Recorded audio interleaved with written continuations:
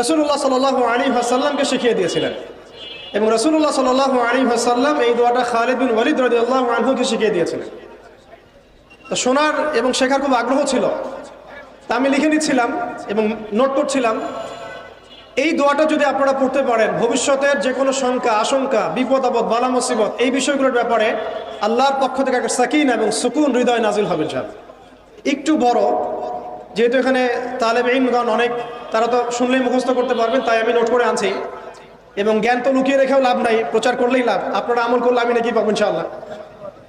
তো এই দোয়াটা হচ্ছে আউযু বিকালিমাতিল্লাহি তাম্মাতিল্লাতি লা ইউজাবিজুহুন্না বাররুন ওয়ালা ফাজির মিন শাররি মা খালাকা ওয়া যারআ ওয়া বারআ ওয়া মিন শাররি মা ইয়ানজিলু মিনাস সামাই ওয়া মা ইয়া'রুজু ফিহা ওয়া মিন শাররি মা যারআ ফিল আরদি ওয়া মা ইয়াখরুজু মিনহা ওয়া মিন শাররি ফিতানিল লাইলি ওয়ান নাহার ওয়া মিন শাররি তাওয়ারিকিল লাইল ইল্লা তাওয়ারিকান ইয়াতরুকু বিখাইরিন ইয়া রাহমান।